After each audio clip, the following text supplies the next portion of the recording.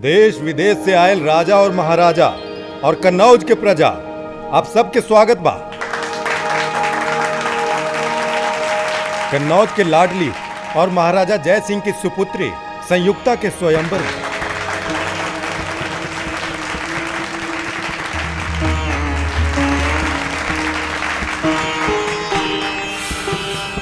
निखिल, सब ठीक है ना?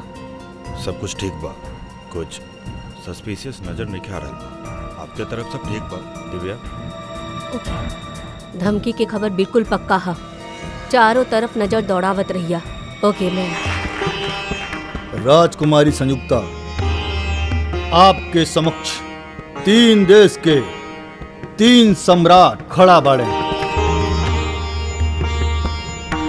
काहे कि आपके खातिर सुयोग्य दुल्हा बा। आप ही तीनों में से कोनो एगो के चुने के खातिर आप पूरी तरह से स्वतंत्र बानी। आप जौन भी पुरुष के वरण करब, ओकरा हाथ में हम आपके हाथ दे के आपका विवाह संपन्न करा दी।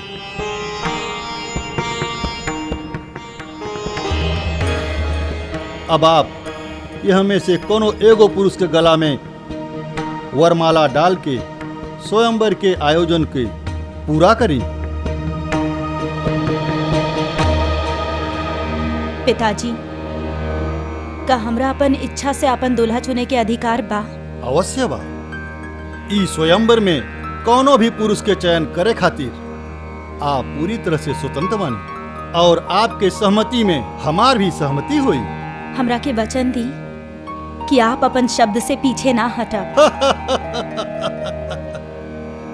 बिटिया, हम कन्नौज के राजा हैं। एक बार वचन देहले के बाद मुकरे के ते सवाले ना उठेला।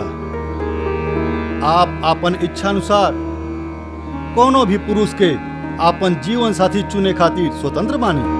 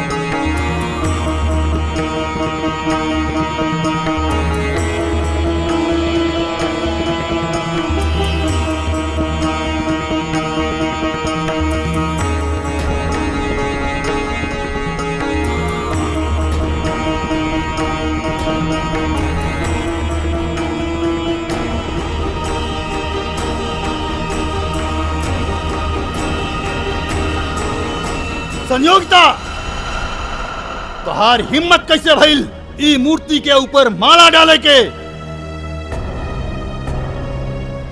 हमरा खातिर वो खाली एगो मूर्ति ना हवे। हम इनका अपन पति मान ले बानी। अपन पूरा जीवन इनका नाम कर चुकल बानी हम। तू तोहार पति कबो ना हो सकेला। ओकर स्थान ओहिजे बा जहां ऊ बा। ओकर औकात हमार राजमहल में एक प्रहरी से ज्यादा कुछ नहीं खे। पिताजी, आप अभी हमरा के वचन देले रहनी कि हम ही प्रजा में उपस्थित केहू के भी अपन वर मान सकेनी। हाँ, वचन देले रहनी, कोनो पुरुष खातिर, ना कि कोनो पुरुष के प्रतिमा खातिर, और जिकरा के हम देख के भी पसंद ना करीला। प्रतिमा के ना,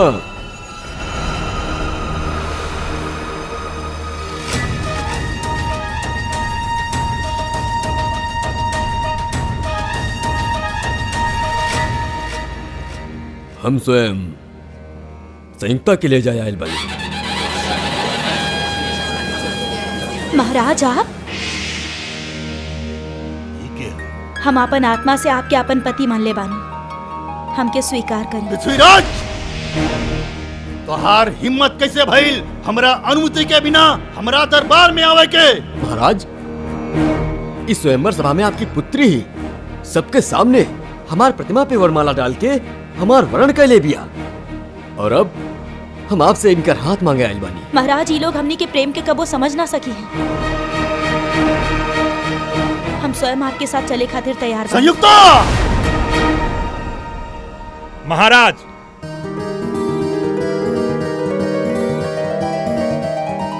आपके सवारी आपके प्रतीक्षा कर रहल बा, प्रस्थान कइल जाओ। आई, ये अभिनेता के ह? असली पृथ्वीराज कहाँ गए? सैनिकों, पकड़ करा के यहाँ से जीवित बच के नहीं जाए के चाहिए। महाराज, हमनी के जल्द से जल्द यहाँ से चले के हाँ, संयुक्ता, हम तुहार पिता के स्वीकृति के पश्चात ही तोहरा के यहाँ से लेके चला। अरे तिलक, ये जोकर के हो? पूरे स्क्रिप्ट के ही चेंज कर रहल बा। समझ में ना आ रहल बा कि का हो रहल बा इजा। सिपाही, पकड़ा करा के ई तोहार राजकुमारी के यहाँ से उठा के ले जा रहल बा। अरे महाराज, हम आपके दिखाने के कहा? अरे हम तो आपके सामने खड़ा है और आपसे आपके बेटी के हाथ मांग रहा है। ई कौन घुस गए यार?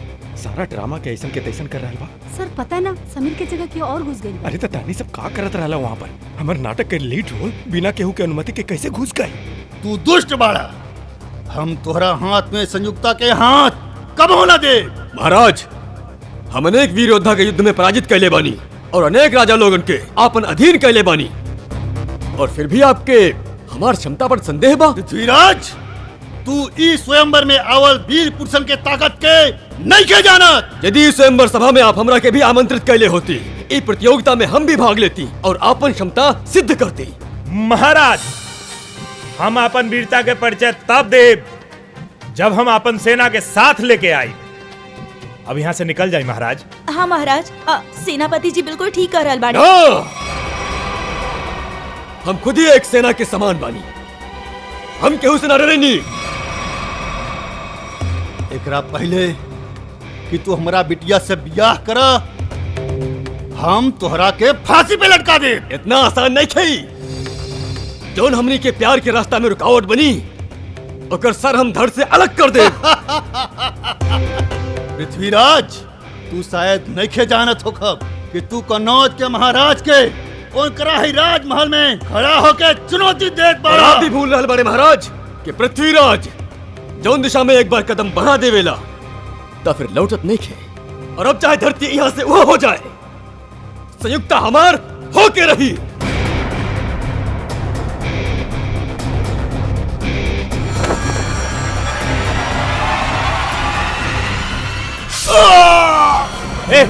महाराज, महाराज, महाराज, एक मिनट। कहाँ ले जा रहल बड़ा हमरा के? छोड़ा हमार हाथ। ओ माय गॉड, ये तो असली चाकू है। महाराज, ये तो असली चाकू मार दिलास। एम्बुलेंस के फोन करा जल्दी। पृथ्वीराज कहाँ बड़े? पकड़ो करा के बाहर होई। शीघ्र चला संयुक्ता, अन्यथा जयचंद के लोग यहाँ पर कभी भी पहुंच जाए। के बाड़ा तू? और तू संजीव के काहे मारला? हम पृथ्वीराज बानी, और जोन हमनी के प्यार के रास्ता में रुकावट बनी, हम ओकर ए हश्र करब। हमार हाथ छोड़ा। चला। कहाँ ले जा रहल बड़ा हमरा के? हाथ छोड़ा हमार। हम तुहार हाथ छोड़े खातिर ना थमले बानी संयुक्ता, हम तो क्या अपन राजमहल लेके जा रहल बानी। चला। राजमहल? जी महारानी, हम यहाँ से तो क्या अपन राजमहल में ले जाए, जहाँ तुहार एगो दुल्हन की तरह स्वागत करी जाए, और फिर राजकीय रीति रिवाज के तहत हमार विवाह हुई। पृथ्वीराज और संयुक्ता के जोड़ी ता स्वर्ग में ही बन गई रहे। अब चलिए हमरा साथ, हमने के शीघ्र ही यहाँ से कूच करे के हुई। जो आज्ञा महाराज। महाराज, घोड़ा तैयार बा। घोड़ा? हाथ छोड़ा हमार। ये तो मर गए। सर जी, अब इनकर परिवार वाला के कहा जवाब दे हम? चलते नाटक के बीच में क्यों खून के कैसे जा सकेला? लेकिन पृथ्वीराज के रोल था समीर करे वाला रहे, फिर अचानक से ये कहां से आ गई? संजय, लेकिन ये समीर कहाँ गई?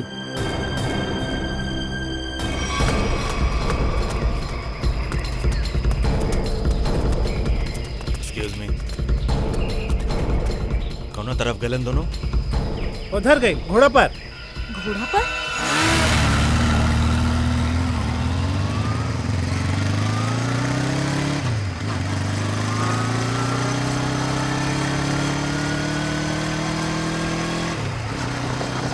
वो देखी।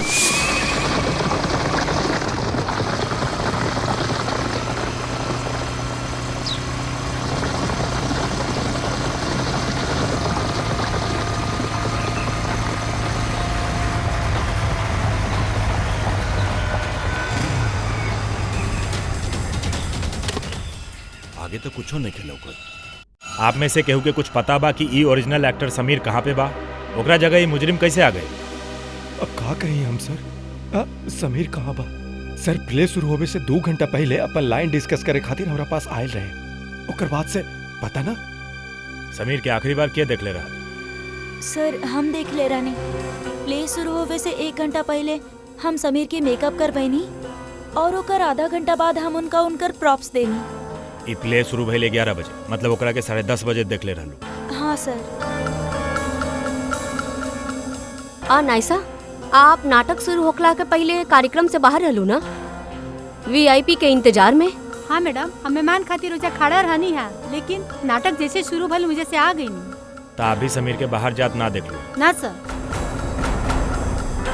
समीर ही होके के चाहिए। मयूर, ऑडिटोरियम के अच्छे से जांच करा। सर निखिल के फोन। हाँ निखिल। उनका पीछा कर जंगल में पहुंच गए। लागत बा कि जंगल के भीतर गइल बा। ठीक बा।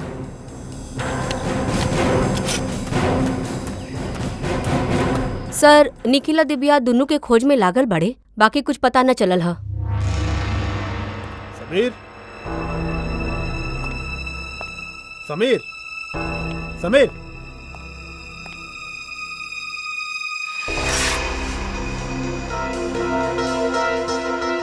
समीर। ये आलिया के मोबाइल ओकरा लगे हो सके।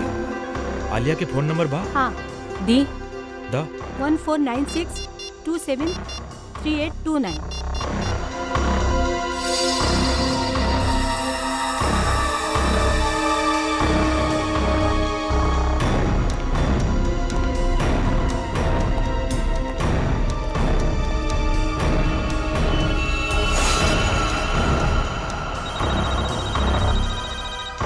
सर फोन रिंग हो रहल बा।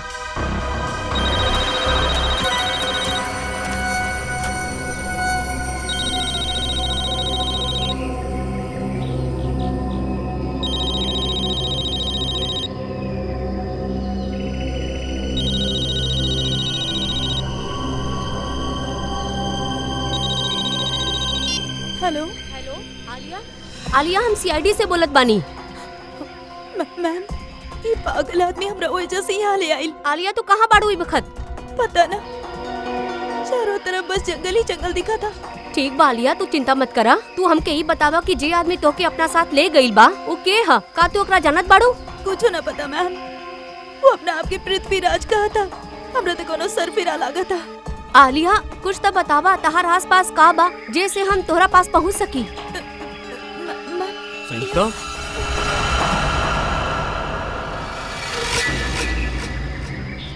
ये तू स्वयं से का वार्तालाप कर रहल बाड़ू? हम बानी ना तो के सुने खातिर। ना, हम कुछ ना कहत रानी। ई तोहरा हाथ में यंत्र कैसे? हम तो ऐसी वस्तु पहले कबो ना दिखनी। हेलो आलिया। हेलो सर, फोन कट गई। फिर से लगावा। सर फोन बंद आ रहल बा।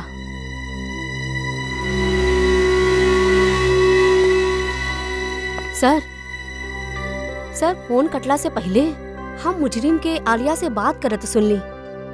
सर वो बड़ा प्यार से बात करत रहे आलिया से। प्यार से? यस सर। अच्छा, आपन लोग एगो बात बताओ, ये आलिया की कौनो पैसा वाला परिवार के लड़की है का? अब हम का कहीं सर? आलिया कोनो पैसा वाला घर से न रहली सर। वो तो एगो साधारण परिवार के लड़की रहली, जैसे कि हमनी सब। का ही विक्टिम संजीव ह और आलिया के प्यार व्यार के चक्कर चलत रहेगा? का कही मैडम, हमर जानकारी में तो ऐसा कुछ नहीं के। हमर सामने तो वो बिल्कुल नॉर्मल जैसा रहत रहले, बिल्कुल प्रोफेशनल। मैम, आलिया और संजीव ऐसा कमनो बात बतवले भी ना, और ना हमने ऐसा कुछ आज तक देखनी। संजीव के केहू से कौनो दुश्मनी, हाले में केहू से कौनो झगड़ा वगड़ा होइल होके? अब का कहीं सर, हमर जानकारी में तो ऐसा कुछ नहीं के सर। हम तो अपन नाटक में इतना बिजी रहेला सर। तू रहे दो कुछ देर खातिर, बाकी केहू के कुछ पता बा? सर हम गौर कहनी कि संजीव काफी परेशान रहत रहे। आपके कोनो बात भइल ओसे यही बारे में? जब वो अपन लाइन याद करत रहे तो 2-3 बार फोन पर केहू से बहस होत रहे। वो फोन बार बार काटत रहे और वहाँ से फोन बार बार आवत रहे। संजीव के फोन रिकॉर्ड से पता चल जाए कि उनका के परेशान करत रहे। यस सर। सर जरा ऊपर आई।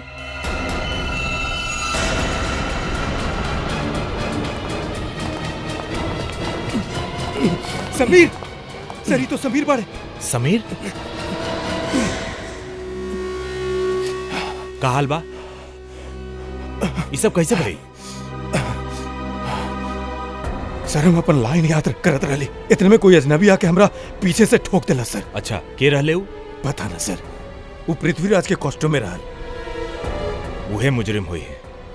फिर? सर वो हमर कुछ लाइन भी सही कैलस, बोले के सही तरीका बतौलस। ओकरा काफी सारा डायलॉग भी याद रहे सर। ओकरा तहार डायलॉग याद बा? हाँ सर। सर वो एकदम पृथ्वीराज के जैसन दिखत रहले। का कही सर, इतना मुश्किल नाटक, इतना मुश्किल डायलॉग्स, और ओकरा सब कुछ याद रहे। सर हम ओकरा से पूछले भी कि वो के बाड़े, लेकिन वो जोर से हंसे लगल। कहलस कि तू महाराज पृथ्वीराज के ना पहचानेला। अपना आप के महाराज कहत रहे? सर बिल्कुल वही, एकदम वही स्टाइल रहे, वही तरीका रहे। इतने ना सर, वो हमरा के नकलची कहलस और जोर जोर से हंसत रहे सर। अरे यार, ये सब तारा साथे भइल, काहे केहू के ना बतावनी? सर कैसे बताई थी सर, हम अपन लाइन से याद करे में बिजी रहली। हमर पूरा ध्यान हमर एक्टिंग पर रहल। हम ओकरा के जाए खातिर कहली, लेकिन वो केहू के इशारा कैलस और एकदम हमर पीठ पर जोर से वार कर देलस सर। सर कोनो मुकुल नाम के आदमी हा जे संजीव के फोन पर कितना दिन से फोन कर रहल बाड़े, और आज तक वो कई बार फोन कैले बा। मुकुल? ए मुकुल से मिले के पड़ी। आप रेडी हो ना? लाइंस प्रिपेयर बाड़े ना? हाँ जी। ओके, या स्लेट नीचे करा और अपन लाइंस बोला। ऋषभ, लड़कियन के कमजोर समझल तोहार भूल बा, और याद रखिए कि हम ऊ लड़कियन में से नहीं खी जे तहरा जैसन राह चलत लड़का से डेरा चाली। ई ठीक रहे, ओके रहे। यस सर, यस सर। लेकिन थोड़ा ओकरा में कॉन्फिडेंस अलावा लाइन में, और वो कैरेक्टर ऐसे निकल के आए, समझ लो तू? अरे यार, यहाँ पर ऑडिशन चल रहा बा और इतना सारा लोग अचानक अंदर कैसे आ गेला? हम कोनो मामला के जांच करे आइल बानी, सीआईडी से बानी हम लोग। सीआईडी? ये मुकुल के हा? मुकुल हम ही बानी सर, लेकिन बात का बा? प्लीज आपने बाहर जाइबो। इशिता, वंश, इस जगह के अच्छा तरह से जांच करा, हर इंच खोजा। हाँ। आप लोग का करता नहीं सर? हम का कहीं नहीं है सर। संजीव की जानत बड़ा? संजीव? हाँ, संजीव, वो है संजीव जे पृथ्वीराज नाटक में काम करत बा, जकरा से आज सवेरे तू फोन पर बात कइला। हाँ, याद आए। दरअसल संजीव हमरा के शूटिंग खातिर एगो डेट पहला ही से देले रहले, लेकिन आज वो अपन बात से मुकरत रहले। कहत रहले कि 4 दिन के पृथ्वीराज प्ले बाड़े और वो प्ले छोड़ न सकीला। त जब एक्टर तारीख न देला ता तू अकरा के जान से मारे के धमकी देवेला। ना सर, ऐसा कुछ नहीं है। तफरी का बा ए पर मैसेज बा कि अगर तू पीछे हट बा तो तुहार जान जा सकेगी। दरअसल ये एक्टर लोग के रास्ता पर लावे खातिर हमनी कोऑर्डिनेटर के भी थोड़ा बहुत एक्टिंग करे पड़ेला सर। सर। हाँ। ड्रग्स। ड्रग्स?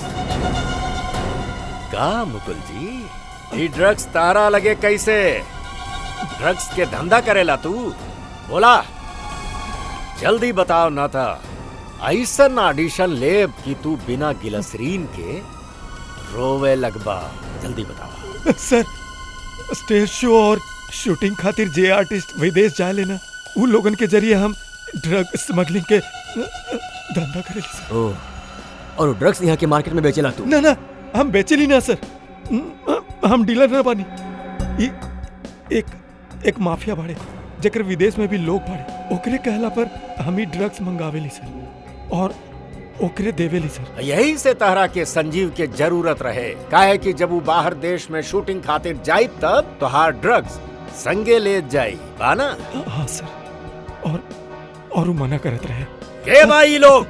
सर हम उनका नाम पता तो न जानेला, लेकिन हाँ वो ब्लैक स्नेक नाम के गैंग चलावेले। Black snake gang?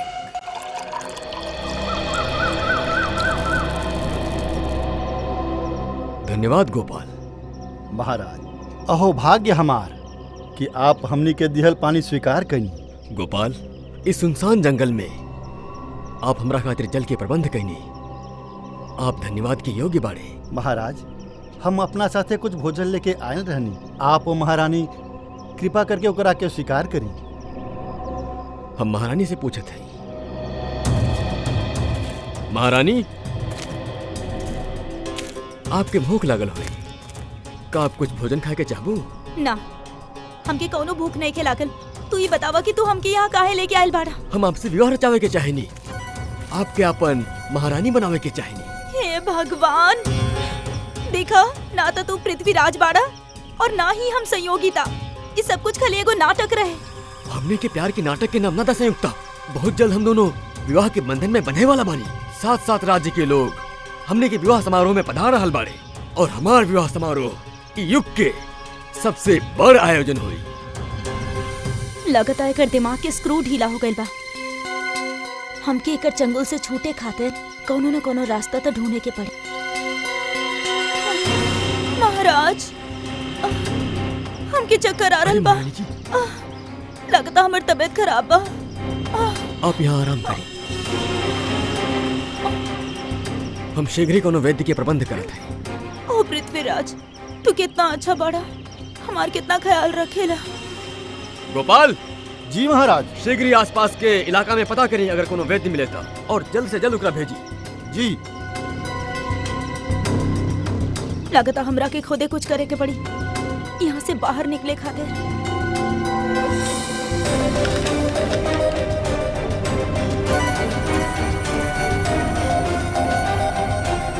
एकरा जोड़ के देखा था नहीं, शायद कुछ बात बन जाए। हाँ फ्रेडी, कुछ पता चला लू अजनबी के जे पृथ्वीराज होके के नाटक कर रहल बा? कौन बिल में छुपल बा? बताई सर, निखिल आ दिव्या पूरा जंगल खोज लीली, लेकिन उनकर लोगन के बारे में कुछो न पता चलल। जंगल जाए के रास्ता पे जौन चेक पोस्ट बा जा इन्फॉर्म कर देले बड़ा ना? सर वो चेक पोस्ट पर भी केहू लोग के आवत जात ना देखले। सर हम लोकल पुलिस के सूचना देले रहनी, वो और उनकर लोग वापिस शहर में दिखले नहीं थे। फिर कहाँ गए लोग? पृथ्वीराज के हुलिया में आयल और नाटक के दौरान वो एगो खून कर दिलास और वो एक्ट्रेस आलिया ओकर अगवा करके ले गए। और तो हो सर, वो घोड़ा और घुड़सवार के साथ आयल रहे। आलिया के घर वालन के कोनो फिरौती खातिर फोन तना आयल बा, एकर मतलब बा कि वो आलिया के अगवा पैसा खातिर तो नहीं के गए। आलिया के घर वालन के केहू से दुश्मनी वगैरह? हम आलिया के परिवार के लोग से पूछताछ कैनी, लेकिन वो लोग आपसी दुश्मनी और कोनो प्रेम प्रसंग से साफ साफ इनकार कर देलस। हाँ सर, और तो और स्टेज के फोटोग्राफर जितना भी फोटोज ले रहे, हम वो सारा फोटोज के अपन क्रिमिनल डेटाबेस से मैच करके देखनी। बाकी सर वो लोगन के कोनो रिकॉर्ड ही नहीं थे। कमाल बा। और हैरानी के बात बा कि खूनी के पृथ्वीराज के कैरेक्टर के सारा डायलॉग्स मुंह जबानी याद बा। वह तो सर ऐसा लगा था कि ओके ई नाटक अब पृथ्वीराज के चरित्र के बारे में बहुत कुछ पता बा। सर कहीं वो सच में पृथ्वीराज तुम्हें? हाँ सर, टाइम मशीन के जरिए पृथ्वीराज वापिस तो न आ गए।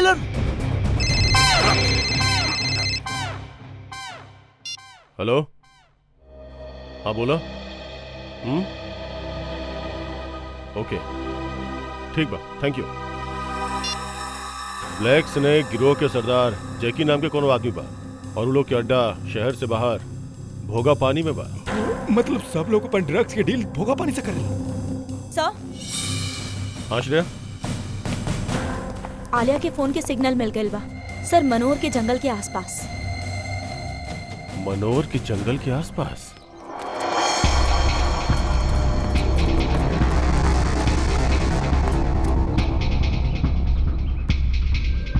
सर ही उहे जगह बा जेकरा बारे में वो खबरी हमनी के बतैले रहा। ये ड्रग्स के डीलिंग यहीं से करत हुई।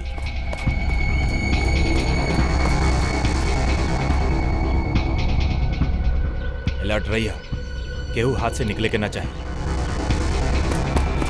ए, के हा? पकड़े एकरा के। सर,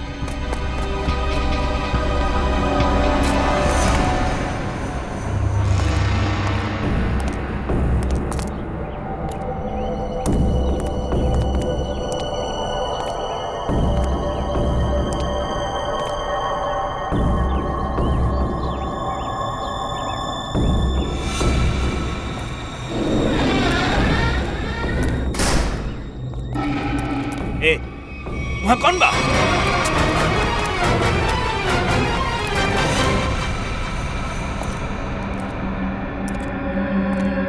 ये तरह आया भी।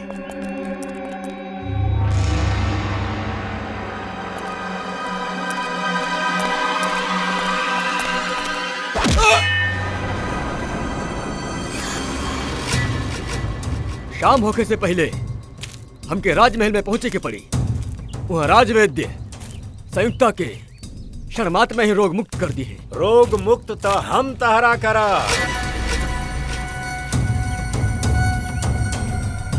ये बारे तू लोग सीआईडी। सीआईडी? ये कैसा नाम बा? कहीं तू लोग जयचंद के आदमी तो नहीं खे? बकवास बंद करा और आलिया के हमरे हवाले कर दा।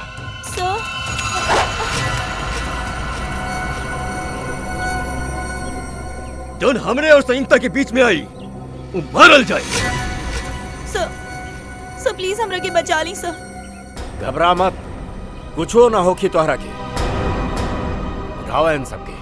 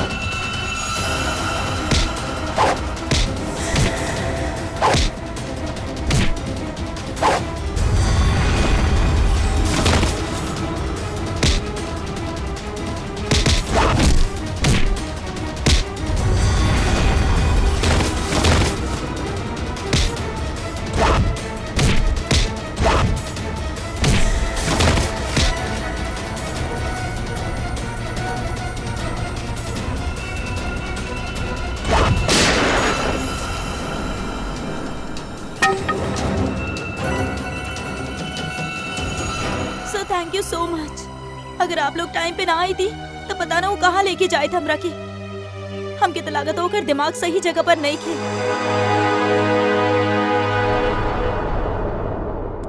सर अचानक गायब कहाँ हो गए? न सर के फोन लागत बा, न सर फोन करत बाड़े। कहीं सर कोनो मुसीबत में तो नहीं थे? हो सकेला, अंदर जाके देखल जाओ।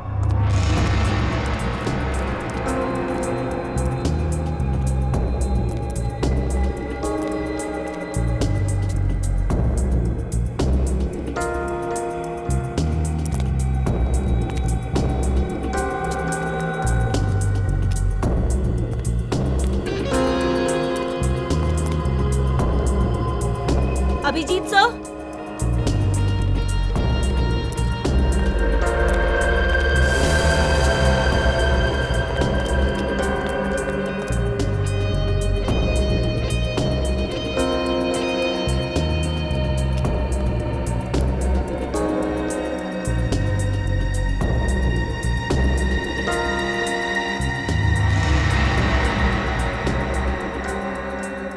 अभिजीत सर,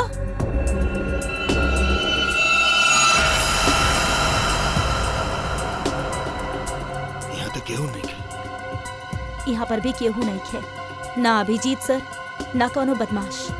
निखिल, हमके लागत आप केहू जानबूझ के हमने के फंसावता। तू सही कहा था, तोरा पीछे से चुपचाप भी जा सकत रहे मगर भाग के गई। वो लोग चाहत रहे अलग अलग हो जाए ताकि अभिजीत सर के आसानी से ट्रैप कर ले जाए। हाँ, अगर अभिजीत सर यहाँ से बाहर जाते तो हमने के फोन जरूर करते। सही कहत बाड़ा, एक फिर फोन करते ही अभिजीत सर के। आंटी जा रही बा, सर फोन उठाई और से आ रहा बा।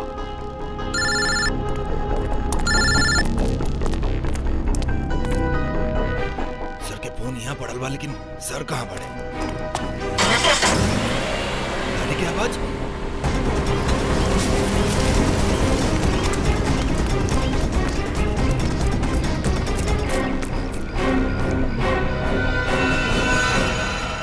कहाँ बाड़े अभिजीत? एक बार ना, हम सैकड़ों बार कह चुकल बानी कि हम कोनो अभिजीत नाम के आदमी के ना जाने नी। तोरा पता बा एक सीआईडी ऑफिसर की अगवा करे के सजा का हो सकेला? अगवा? हाँ? ये कैसन बला बा? ई बला नहीं के मिस्टर, तहरा भाषा में बोलल जाए तो तू अपहरण कैले बारे। जोन व्यक्ति से हमके कोनो सरोकार नहीं खे, हम भला ओकर अपहरण काहे करब? तो अभिजीत अचानक कहाँ गायब हो गए? हम कैसे आपके बता सकेनी? आपके पास का प्रमाण बा कि हम केहू के अपहरण कैले बानी? तू आलिया के अपहरण कैले रहला और संजीव के खून भी कैला। हम सिर्फ वही कैनी जो एगो वीर पुरुष के करे के चाहे। यानी कि तू मानेला कि तू अपराध कैले बाड़ा? कदापि ना।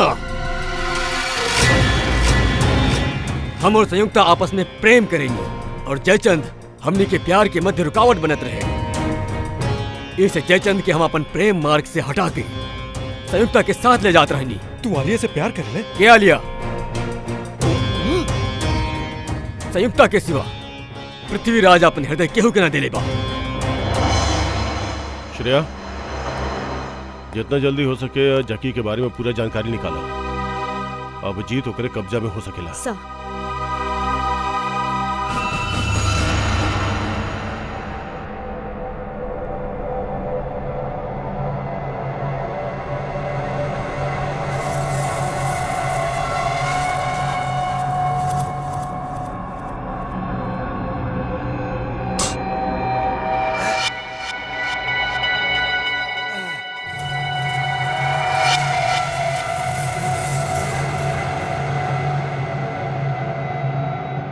बचाओ!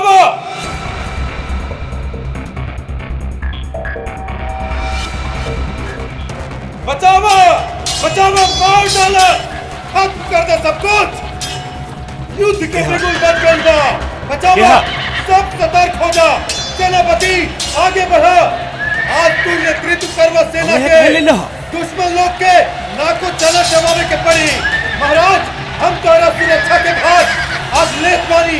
दुश्मन के निगाह आज हमनी तरफ पूछे से पहले उस सब के गर्दन महाराज के कदम में होने के चाहिए। रुका हो के नहीं, दुश्मन के हार होई और हमनी के विजय। आज जन्मभूमि के रक्षा करे के बाद युद्ध भूमि में सैनिक आगे बढ़ा। युद्ध करो, युद्ध करो, युद्ध करो। देखा, एकरा से पहले कि हम तोहर गला घोट दी, सच बताओ के हवे तू? हाँ? हम आपसे कहनी ना, हम पृथ्वीराज बानी। आप हमार बात के विश्वास काहे नहीं करत? विश्वास? बकवास कर रहल बाड़े तू। अगर आपके हमारे कथन पे विश्वास नहीं किए तो हमारा राज्य आके देखिए, वहां हम आपके भरपूर आदर करें।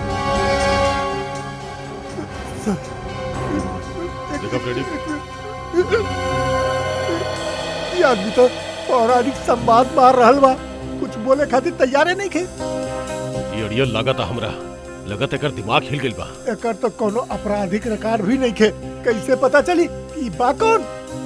लेकिन इस सबके सामने खून कैले बा और आलिया के अपहरण भी कैले बा। इतना काफी बा एकरा जेल भेजवावे खातिर। सर, आश्रय, का पता चला? सर वो ड्रग माफिया जैकी 1 महीना से विदेश में बा। उनकर सब आदमी अंडरग्राउंड हो चुकल बाड़े। ओह, एकर मतलब जैकी के अलावा क्या हुआ और बा जेकर कब्जा में अभिजीत बा। एक काम करा, वो कोऑर्डिनेटर मुकुल ओकरा के ब्यूरो लेके आवा। अब उहे उगली सब। सर वो मुकुल भी गायब बा। का? हाँ सर, हमनी के खबरी लोग भी ओकरा बारे में कुछ नहीं की जाने। तो इस सारा जाल सीआईडी खातिर बिछावल गेल बा। पता ना अभिजीत कौन हाल में होगा।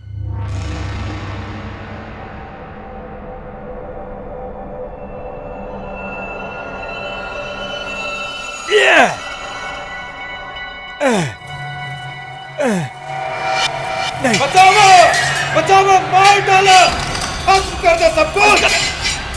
युद्ध के बिगुल बचाओ, सबसे पहले सेनापति आगे बढ़ो। आज तू नेतृत्व करवा सेना के, दुश्मन लोग के नाक को चना चबावे के पड़ी। बंद करो, सुरक्षा के भार आज लेत बानी। बंद करो।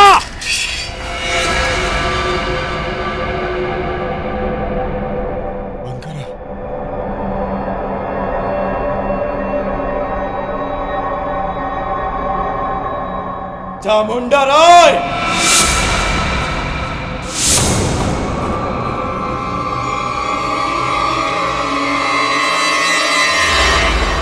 चामुंडा राय।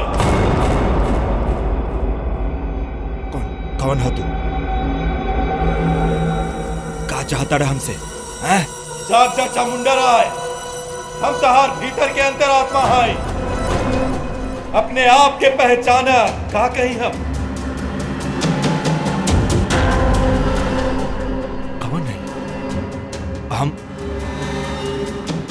हम के? हर नाम चामुंडा राय है, का कहीं हम?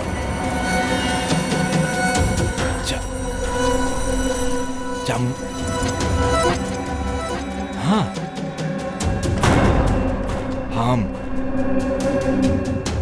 चामुंडा राय, चामुंडा राय महाराज पृथ्वीराज के सेनापति हैं। हाँ, तू ही महाराज पृथ्वीराज के सेनापति बाड़ा। उनकर सुरक्षा करेके शपथ ले ले बाड़ा तू। हाँ, हम शपथ ले ले बानी। जबले हम बानी तबले केहू राजा की ओर कभी ना देख सके। महाराज फिलहाल युद्ध में बाड़े। उनकर सहयोगी सम्राट सिंह उनकर खिलाफ षड्यंत्र रच ले बाड़े। जाओ, महाराज चामुंडा राय हत्या कर दो उनकर। महाराज पृथ्वीराज के बचावे के बाद जा चामुंडा राय, जा। वचनबद्ध हैं हम महाराज के सुरक्षा खातिर जान के बाजी लगा दे, लेकिन महाराज के ऊपर आंच ना आवे दे। सम्राट सिंह, यही से पहले तहार गंदा हाथ महाराज की तरफ बढ़े, तहार सर महाराज के कदम में होई। सर धड़ से अलग कर दे। पृथ्वीराज के विरुद्ध अगर विद्रोह होई तो आप कतना सैनिक लेके आई? हमरा पास 2000 सहस्त्र सैनिक ऐसा दस्ता बा कि हमर एक इशारा पर अपन सर कटा सकेला। उत्तम, अति उत्तम। आप पृथ्वीराज के विश्वसनीय मंत्री बाड़े। का आप हमरा के बता सकेनी कि उनकर सत्ता में ऐसा के बाड़े जो उनकर विरुद्ध हमर सहायता कर सकेला? अधिकारी लोगन के केंद्र में इस समय पृथ्वीराज के विरुद्ध बहुत स्वर उठत बाड़े, लेकिन कोई भी युद्ध करे खातिर तैयार नहीं थे। काहे कि सब जानत बाड़े कि विजय असंभव बा। यद्यपि पृथ्वीराज राजासन से सहयोग पावे के प्रयत्न कर रहल बा, पर उनकरा के सहयोग ना मिली। सब लोग ओकर जैसन मूर्ख ना बाड़े जे अपन सब कुछ दांव पर लगा देवेले। पृथ्वीराज वक्त युद्ध भूमि में बढ़े, यह उचित समय बा विद्रोह करे खातिर। हम अपन सेना के साथ तैयार बानी, परंतु एकर बदले में हमरा का मिले? मृत्यु। मृत्यु के सिवाय कुछो ना मिली देशद्रोही। के बाड़ा तू? चामुंडा राय, महाराज पृथ्वीराज के सेनापति हैं हम, और एकरा पहले उनके विरुद्ध तोहार कोई विरोध शुरू हो ओकरा अंत करे आयल बानी। तू ऐसा कुछ न कर सकेला। काहे कि नगर के बाहर एगो बहुत बड़ा सेना हमारी इशारा के प्रतीक्षा कर रहा बा। तहार कुशलता यही में बाकी चल जाए यहाँ से। सम्राट सिंह, तोरा लाज लागे के चाही। महाराज तोहरा के अपन दोस्त मानत रहले आ तू करा के धोखा दे रहल बाड़े। तू यहाँ से चल जा, अन्यथा का मृत्यु के डर दिखा रहल बाड़े हमरा के। मृत्यु हमार ना तोहार आई। अरे ई का कर देले तू? मार देले? ई का कर देला तू? इनकरा के मार देले? बेटा बेटा अभिनव, बेटा अभिनव, अभिनव, ए रुका, क्यों काहे तू मार रहा होता? अभिजीत, ई खून केकर खून कैले तू? सर, ई हमरा साथी के खून कैले बा, हमरे सामने। हम ना छोड़ब एके। एक मिनट, शांत हो जाइए। हमने के सीआईडी से बानी, हमने के देखा नहीं। आप लोग शांत हो जाइए। सर, अभिजीत, हम तरह से कुछ पूछे था नहीं। ई का कैला तू? ये एक्टर के खून काहे कैला तू? हाँ? अभिजीत, हम तरह से कुछ पूछा था नहीं। बताओ हमरा के काहे मरला ये एक्टर के? अभिजीत। कौन अभिजीत? हम कौनो अभिजीत नाम के व्यक्ति के नहीं के जानत। हम चामुंडा राय हैं और ये पापी सम्राट सिंह के मार के हम अपन महाराज के रक्षा कैले बानी। का बकवास कर रहल बड़ा? हो का गइल बा तोहरा? सर लगा था कि वो अभिजीत सर के ब्रेन वॉश कर देले बा। ना, ऐसा नहीं हो सकता। अभिजीत के कलश तोरा से ई खून कर खातिर? महाराज बतावले। हाँ, स्वयं महाराज? हाँ। का बोल कर रहल बड़ा तू? तलवार नीचे रखा। सवार है हमरा माथा पर। अभी एगो औरी आदमी के सजा देवे के बा। का बकराल बड़ा? अभिजीत, छोड़ो। अभिजीत, जी लेला तू। देखा तू ऐसे नहीं कर जीवन लीला आज समाप्त समझा। अपन प्राण हमरा के दे दा। अभिजीत, केहू आगे ना आई। तलवार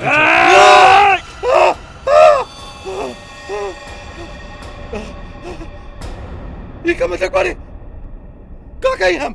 मजाक तो तू हमरा साथे कैले हा। हमार ब्रेन वॉश करावे के कोशिश कैले हा तू। हम? भाई साहब, हमार अंतरात्मा के आवाज बनत रहे, स्पीकर पर बोलत रहे, हमार ब्रेन वॉश करत रहे। न, तेरा कुछ गलतफहमी होल बड़े। ऐसा कुछ ना बा। का कही हम? का कहीं हम? का कहीं हम? तहारी तकिया कलाम अच्छे से याद बा हमके।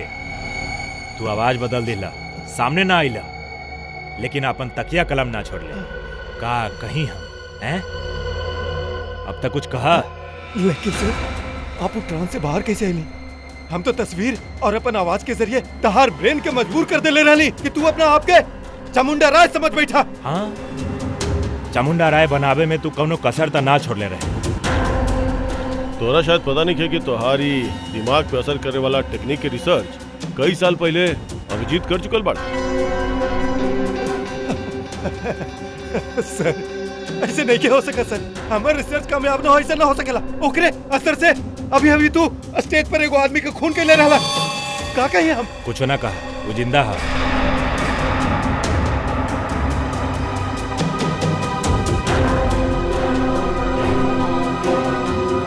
का कही हम? अब बतावा, तू अभिजीत के हिप्नोटाइज काहे कैला? हम सीआईडी के वो तकलीफ दिल चाहत रहनी। जे दर्द के हमर भाई अनिल सह के तड़प के अपन जान देते ना। अनिल, वो ड्रग डीलर जे देश विदेश में स्टेज शो के बहाने ड्रग के धंधा करत रहे। हाँ, आप लोगों ने हमर भाई के जेल भिजवा देनी। वहां से वो पागल खाना चल गई, जहां पर वो परेशान होकर खुद सुसाइड कर लेला, आत्महत्या कर लेला। तो फिर तू एगो शो ऑर्गेनाइज कैला और सीआईडी के खबर कैला कि केहू तोरा के जान से मारे के धमकी दे रहल बा, हैं? हाँ, सीआईडी के अपन जाल में फंसावे के यही सबसे अच्छा रहल रास्ता हमरा पास। हम एक छोटा सा कस्बा के कुणाल के एगो बड़ा एक्टर बनावे खातिर यहाँ पर लेके आई, ओकर ब्रेन वॉश करके ओकर दिमाग में ही भर देनी की तू ही पृथ्वीराज चौहान बाड़े। का कहीं हम? ओकरा हिप्नोटाइज करके तू संजीव के खून करवैले, आलिया के किडनैप करवैले। हमरा ही खूनी खेल खेले पड़ल ताकि आप में से कोई ढूंढे हमारा अड्डा तक पहुंच जाए और हम ओकर दिमाग पर कब्जा जमा सके। का कहीं हम? और फिर उस सीआईडी ऑफिसर से खून करवा दे और साबित कर दे कि वो पागल बा और पागल खाना पहुंचा दे। कहे? हाँ, तबे हमारे बदला पूरा होइत सर। तहार किस्मत खराब रहे कि हम तहार अड्डा पर पहुंच गई नहीं। अब तहार प्लान फेल हो गया। जवन कैले है तू ओकरा खातिर जेल तक जाए के पड़े, शायद फांसी भी हो गई।